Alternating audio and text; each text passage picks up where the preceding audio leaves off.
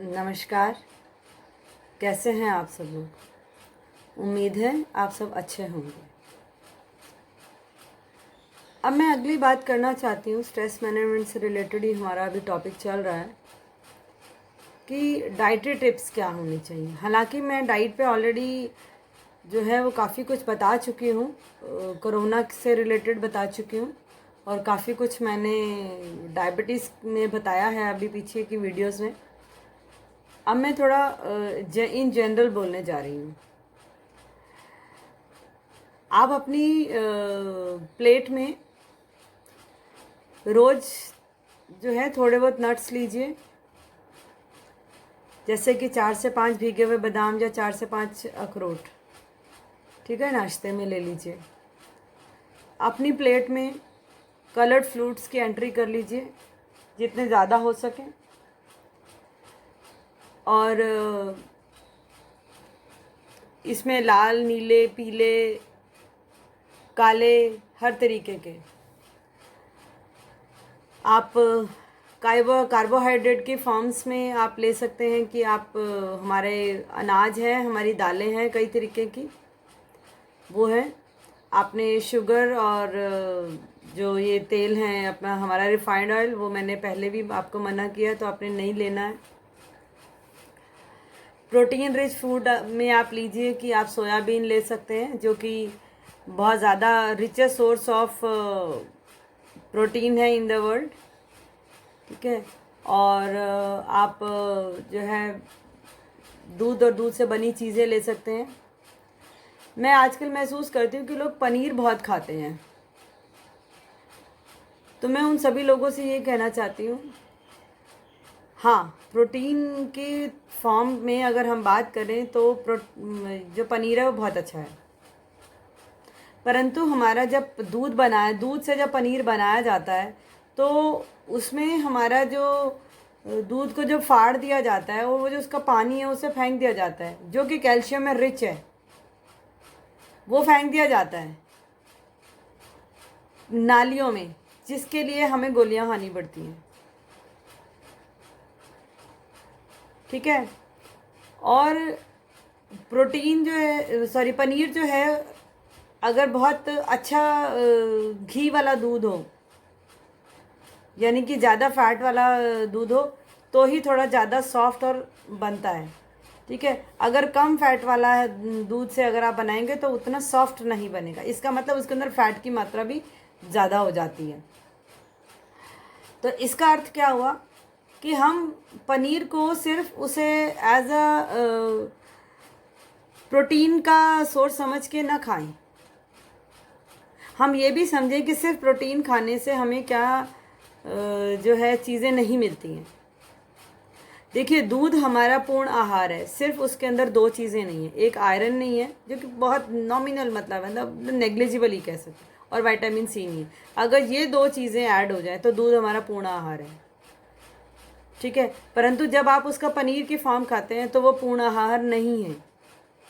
और दूसरी बात है, हमारे शरीर को पनीर पचाने में मुश्किल भी होती है। अगर आपने पनीर खाना है, कभी कभार आप खा लीजिए। प्रोटीन के रिप्लेसमेंट के लिए आप सोयाबीन ले लीजिए, दूध ले लीजिए, दही ले लीजिए, ठीक है। उसकी आप खीर ले सकते हैं, वो बेटर है बजाय कि आप पनीर खाएं। मैं देखती हूँ शादियों में लोग जाते हैं या अपने घरों में जाते हैं, तो अगर पनीर बन गया तो उसको बस ऐसे खाएंगे जैसे कभी देखा ही ना हो। तो आपको मैं ये भी बताना चाहती हूँ कि हमारे जितने भी मिनरल्स हैं, जितनी भी चीज़ें हैं, अगर आप एक्स्ट्रा खा लेते हैं, अपनी ज़रूरत से ज़्यादा खाते हैं, तो वो हमारे शरीर में मल के तौर पे, वेस्ट के तौर पे बाहर निकल जाता है। इसका अर्थ क्या हुआ कि एक्स्ट्रा नहीं खाना, ओवर नहीं खाना है। प्रोटीन के सोर्स के तौर पे आप, कुछ लोग जो हैं वो नॉनवेज को प्रेफर करते हैं, अंडा है, चिकन है, जो भी है, खैर। तो मेरी ये सजेशन है, क्योंकि इस वक्त कोरोना का समय चल रहा है और हमें ऑलरेडी कोरोना जो है वो नॉनवेज खाने की वजह से चीन से यहाँ आ गई, तो मैं चाहती हूँ कि आप लोग वेजिटेरियन हो जाइए, क्योंकि इस वक्त हमें बचना है। और जब नॉनवेज से आपको प्रोटीन मिलता है, ये मैंने पिछली वीडियो में बताया था कि प्रोटीन तो मिलता है परंतु रोग प्रतिरोधक शक्ति यानी कि हमारी इम्यूनिटी वो एक्चुअली में कम हो जाती है। तो हमें अपनी इम्यूनिटी बढ़ानी, तो उसके लिए आप तेल यूज़ कर सकते हैं, हमारे नट्स यूज़ कर सकते हैं। परंतु नट्स को आप खाने के लिए भिगो के खाइए, ताकि जब हम किसी चीज़ को भिगो देते हैं तो उसके अंदर की सोई हुई जो जीवनी शक्ति है वो जागृत हो जाती है और वो हमारा एल्कलाइन फूड के तौर पे बहुत अच्छा काम करता है। इसीलिए हम स्प्राउट्स खाने के लिए बोलते हैं कि आप स्प्राउट्स लीजिए। स्प्राउट्स हमारे जो हैं वो लिविंग जो है वो हमारा प्रोटीन है, वो लीजिए आप। आपने वेज और नॉन वेज क्यों होना है उसके बारे में मैं आपको बाद में बात करूँगी।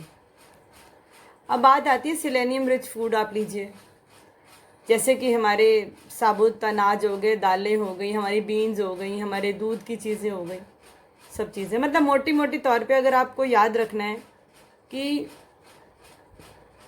आपको क्या चीज़ आपको पूरा भोजन दे रही है, तो आपको दूध ले लिया, ठीक है, आपने सुबह 1 गिलास दूध ले लिया, शाम को 1 गिलास दूध ले लिया, दोपहर को दही ले ली, आपकी प्रोटीन की रिक्वायरमेंट पूरी। बचा आपका आयरन, दूध के अंदर गुड़ मिलाइए चाहे शक्कर मिला लीजिए, हो गई आपकी आयरन पूरी। विटामिन सी सुबह और शाम आप वो ले लीजिए, नींबू ले लीजिए, किन्नू ले लीजिए, संतरा ले लीजिए, किसी भी फॉर्म में खट्टी चीज़ों के जो मैंने पिछली वीडियो में भी बताया आप उस फॉर्म में ले लीजिए।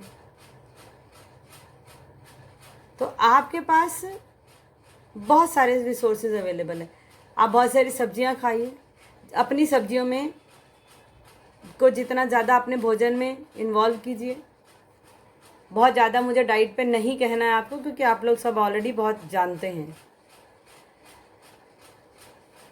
अब फैटी है ओमेगा 3 फैटी एसिड्स के लिए आप हमारे यहाँ मूंगफली आती है, हमारे यहाँ अखरोट आते हैं, बादाम हैं, उनके तेल हैं, और सबसे सस्ता सोर्स हमारा सरसों का तेल है। आप वो लीजिए, तेल का तेल ले लीजिए, फैट भी मिल रहा है आपको जो कि है, और साथ में आपको ओमेगा 3 फैटी एसिड भी मिल रहा है। अब बात आती है कि आप अपने जो मील टाइम्स है वो सिंप्लीफाई कर दीजिए। सिंप्लीफाई का अर्थ है कि सुबह का नाश्ता जो है आपका 8 साढ़े 8 बजे तक हो जाए, दोपहर का भोजन जो है आपका 12:30 से 1:30 बजे तक हो जाए, रात का जो भोजन है वो 8 बजे से पहले पहले हो जाए, और सुबह का भोजन जो है वो हमारा अच्छा होना चाहिए। उसका क्या अर्थ हो गया अच्छा होना चाहिए? अमाउंट भी अच्छा होना चाहिए और रिच भी होना चाहिए। हमारे जो लोग पतला होना चाहते हैं वो क्या करते हैं कि वो लोग सुबह का नाश्ता नहीं खाते हैं और फिर उसके बाद दोपहर को खाते हैं, फिर रात को खाते हैं, और या क्या करते हैं कि थोड़ा सा दोपहर को मिड ब्रंच ले लेंगे और फिर सीधा रात को ठूस के खाते हैं। तो देखिए हमारा शरीर, जब हम ब्रेकफास्ट बोलते हैं ना हमारे नाश्ते को, इसका मतलब क्या है कि हमने रात भर जब हम सो के उठे, तो सो के उठने के बाद जो हमारा 12 घंटे का या 10 घंटे का जो हमारा फास्टिंग रही, मतलब भोजन के बगैर का समय रहा, उसको हमने तोड़ दिया, फास्ट को ब्रेक कर दिया। That is our breakfast. वो हमारा रिच होना चाहिए, क्योंकि आपने 10 से 12 घंटे की आप फास्टिंग में हो, ठीक है। शरीर की रात को सोते वक्त ज़रूरत भी कम होती है, परंतु सुबह जब उठता है शरीर तो शरीर जागता है, ताज़ा होता है। तो शरीर जो पेट के जो अग्नि होती है अंदर, जठराग्नि जिसे हम कहते हैं, एसिड जो है वो हमारा बहुत ज़्यादा मात्रा में होता है, तो उसको भोजन चाहिए, तो वो मांगता है भोजन दो भोजन दो। तो अगर हम नहीं खाते हैं भोजन तो उसका क्या नुकसान होता है कि हमारा एसिड जो है वो, उसको और कुछ नहीं मिलता, वो पेट के आसपास की जितनी भी रुगेज हैं, जब मसल मांसपेशियाँ हैं, मांस है मतलब मांसपेशियाँ हैं, वो उन सबको ना जलाना शुरू कर देता है। और फिर वो जब वो जल जाता है तो फिर उसके बाद वो ऊपर इसोफेगस में जाता है, मतलब ऊपर की नली पे आता है, फिर यहाँ पे आता है, हमसे कुछ खाया नहीं जाता। शुरू में तो टॉलरेट होता है, बाद में वो सारा का सारा एरिया रॉ हो जाता है, और जब ये सारी की सारी नली हमारी रॉ हो जाती है ना, तो कुछ खाना चाहने के बावजूद भी हम खा नहीं सकते। एक तो नुकसान ये होता है कि जब हम नाश्ता नहीं करते, तो नाश्ता तो पक्का ही पक्का करना है।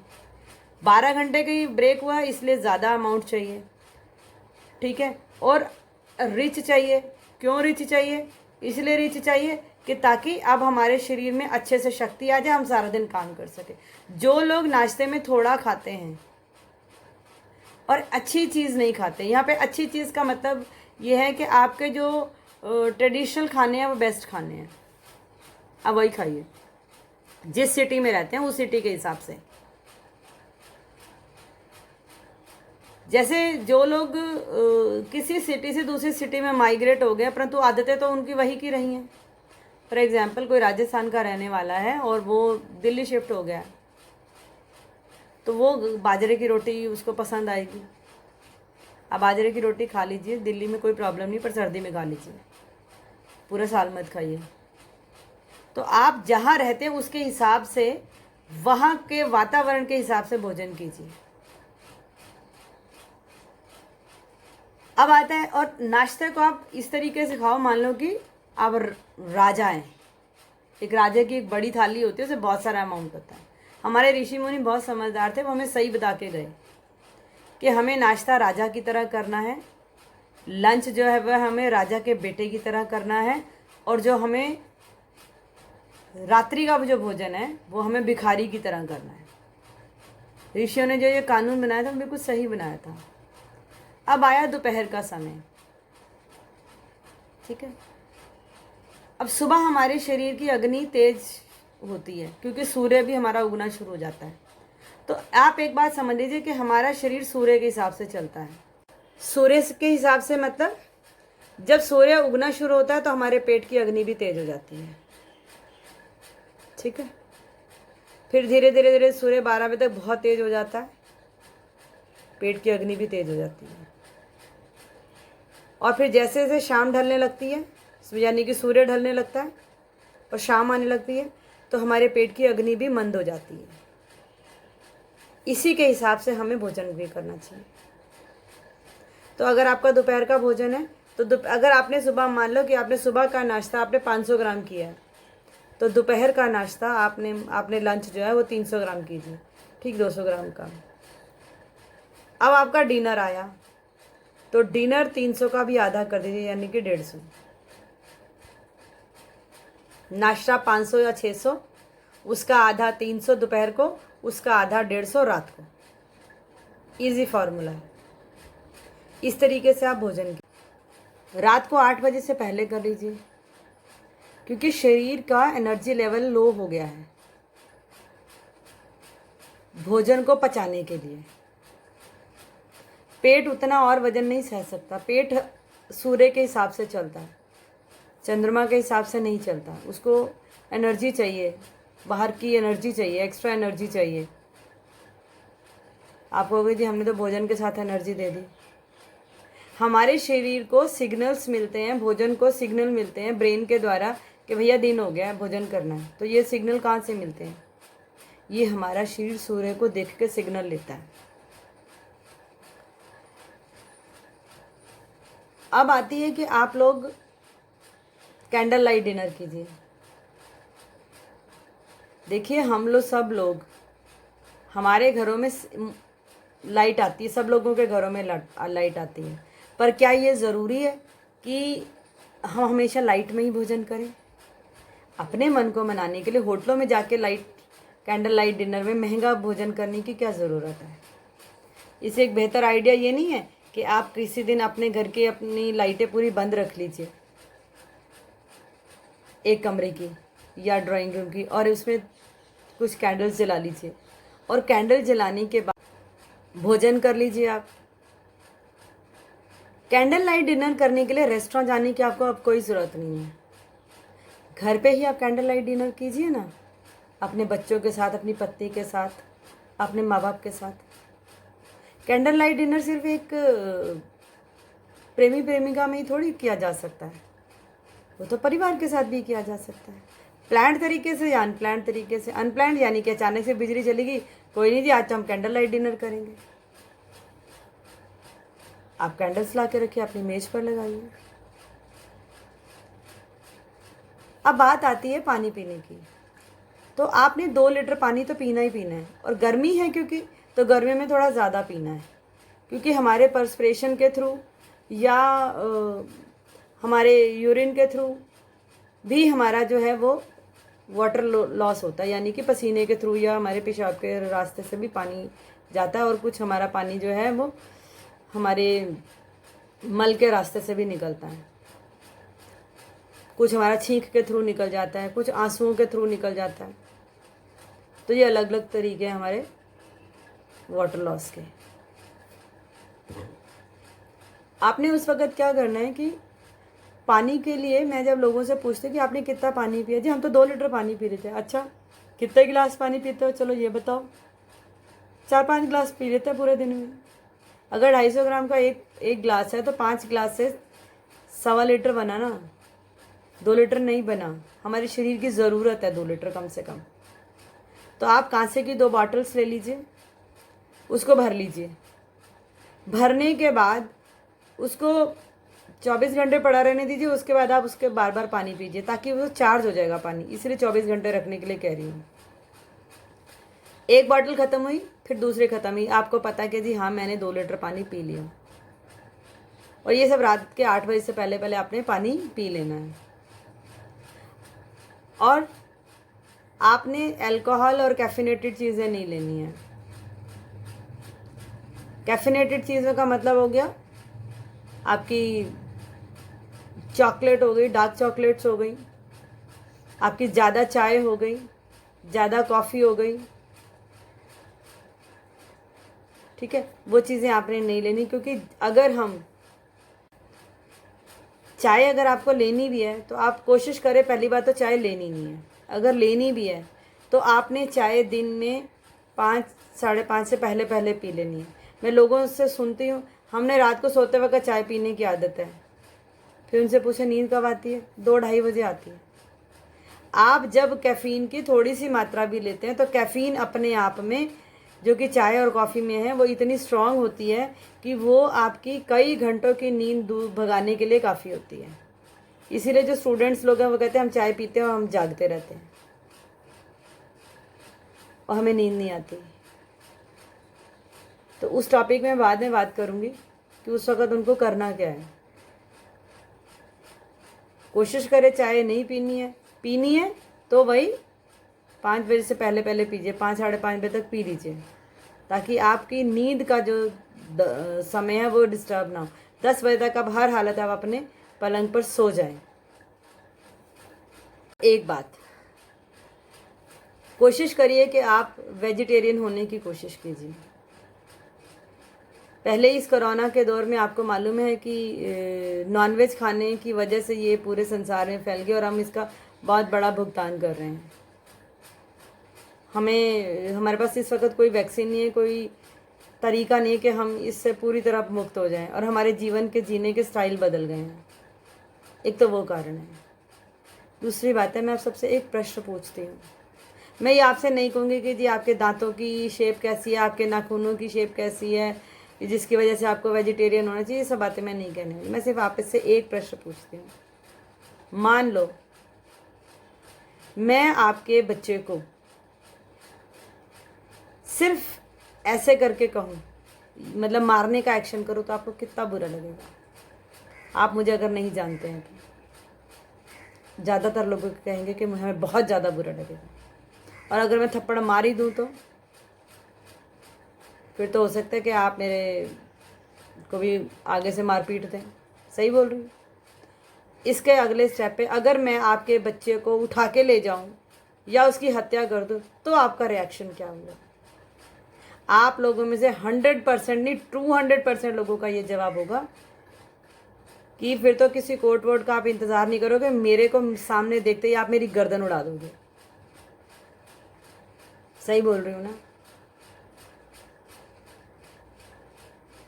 तो वो जो जानवर है जिसको आप खा जाते हो, आप उसको इसलिए मार देते हो क्योंकि उसके लिए कोई बोलने वाला नहीं है। आपके बच्चे के लिए बोलने के लिए आप हैं, क्योंकि वो एक मासूम है, निरीह है, दीन है। सिर्फ इसलिए आप उसको मार देते हो, सिर्फ अपने थोड़े से स्वाद के लिए, जीभ के स्वाद के लिए।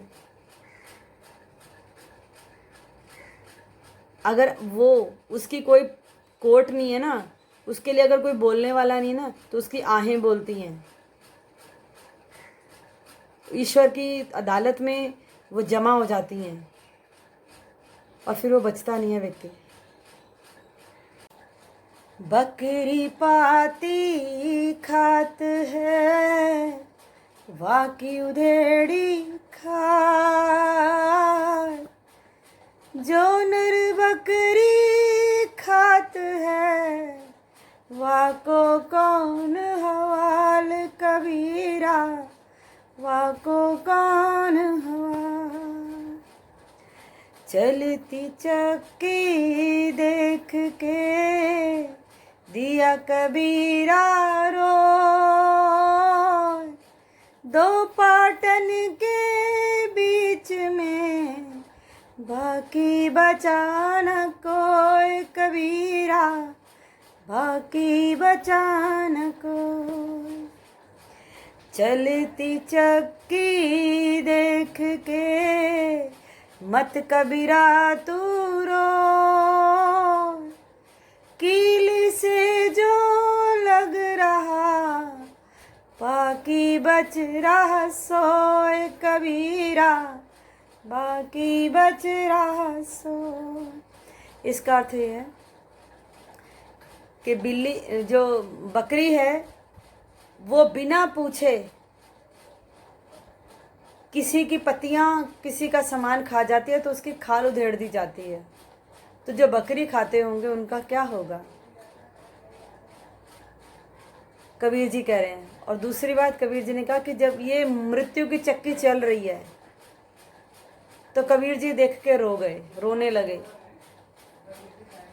कि इन दो पार्टों के बीच में, चक्की के दो पार्ट होते हैं ना, उनके बीच में जो आएगा वो मर रहा है। तो मृत्यु और जीवन के चक्र के बीच में जो आ रहा है ना, वो मरता चला जा रहा है मृत्यु की चक्की के बीच में। तो उनके बेटे कमाल ने देख के कहा कि चक्की को देख के, चलती चक्की को, मृत्यु की चक्की को देख के आप रो मत कबीर जी। जो कीली यानी कि जो चक्की की सेंटर पॉइंट से जुड़ा रहेगा वो बच जाएगा। ये सेंटर पॉइंट क्या है? ईश्वर के चरण, ईश्वर की याद, वो सेंटर पॉइंट है, वही बचेगा। इसका अर्थ यहाँ पर, इस बात का अर्थ है कि जो ईश्वर के रास्ते पर चलेगा वो बचेगा। किसी की हत्या करना ईश्वर का रास्ता नहीं है। ईश्वर कभी भी अपने एक बच्चे को दूसरे बच्चे द्वारा हत्या करते हुए कभी पसंद नहीं करते, कभी भी नहीं पसंद करे। एक माँ अपने एक बच्चे में और दूसरे बच्चे के बीच में लड़ाई कभी पसंद नहीं करती। वो कभी ये पसंद नहीं करेगी कि मेरा एक बच्चा दूसरे बच्चे की हत्या कर दे। तो ईश्वर भी हमारी माँ है, प्रकृति हमारी माँ है, धरती हमारी माँ है, वो ये बर्दाश्त नहीं कर सकती। तो मेरी हाथ जोड़ के प्रार्थना है कि आप लोग वेजिटेरियन हो जाए। क्या हम तैयार हैं इस कर्म फल को भोगने के लिए? आप ये जानते हैं ना कि जो पेड़ बोया जाता है, माँ बाप पेड़ बोते हैं और बच्चे फल काटते हैं। आप आम बोएंगे तो बच्चों को फल काटने को मिलेगा। अगर आप बुरे कर्म करेंगे ना तो हमारे बच्चों को बुरा काटना पड़ेगा। ऑलरेडी हमने इतने बुरे कर्म ऑलरेडी इतने बो दिए कि हमारे आने वाले बच्चों के लिए आज एक खुली सांस नहीं ले पा रहे। उनको पैदा होते ही या बड़े होकर उनको मास्क पहनने पड़ रहे हैं। अभी से सोशल डिस्टेंसिंग, वो जो जीवन हमने बिताया उनको वो हम नहीं दे पा रहे हैं। ऑलरेडी हमने धरती का बहुत बुरा कर दिया है, हम कर्म फल बहुत ज़्यादा बो रहे हैं। तो बस प्रार्थना है ना, थोड़ा वेजिटेरियन हो जाइए। कोई और नहीं तो मेरे देश के वासी तो वेजिटेरियन हो सकते हैं ना, वो तो शाकाहारी हो सकते हैं ना। इस प्रार्थना के साथ मैं इसे ख़त्म करती हूँ। धन्यवाद।